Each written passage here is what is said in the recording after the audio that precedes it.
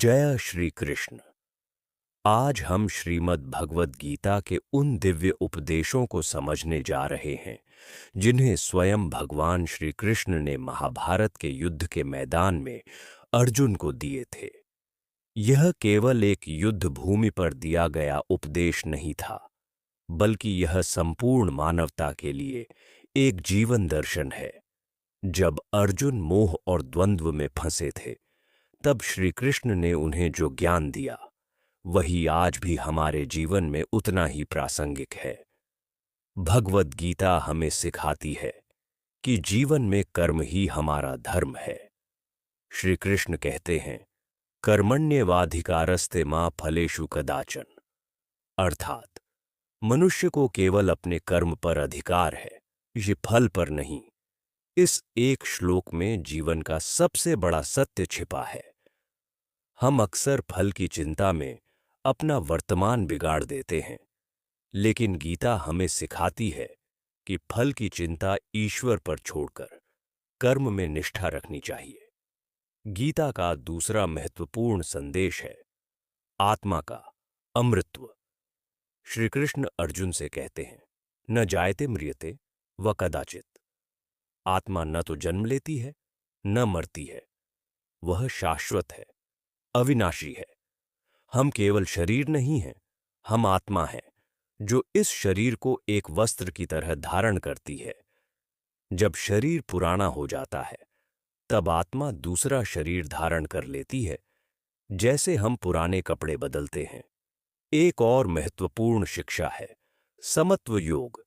श्री कृष्ण कहते हैं, सुख दुख, लाभ हानि, जय पराजय को समान भाव से देखने वाला ही सच्चा योगी है। जीवन में जब हम स्थिर और संतुलित दृष्टिकोण अपनाते हैं, तभी हम आत्म शांति प्राप्त कर सकते हैं। जो व्यक्ति परिस्थितियों से नहीं हिलता, वही जीवन में उच्च अवस्था को प्राप्त करता है। भगवद गीता हमें भक्ति, ज्ञान और कर्म तीनों मार्गों को समझने का अवसर देती है।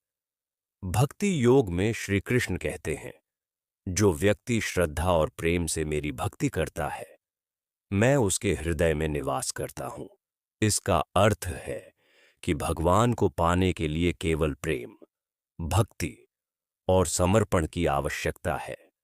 कोई विशेष साधन या बलिदान नहीं, केवल सच्चा हृदय चाहिए। ज्ञान योग हमें विवेक की शक्ति देता है। अज्ञान रूपी अंधकार को हटाकर ज्ञान का दीपक हमारे भीतर प्रकाश फैलाता है। श्री कृष्ण कहते हैं, जो ज्ञानी है वह मुझ में लीन रहता है। उसकी बुद्धि, श्रद्धा और भावना सब मुझ में ही होती है। इसीलिए एक सच्चे साधक को निरंतर ज्ञान प्राप्त करते रहना चाहिए।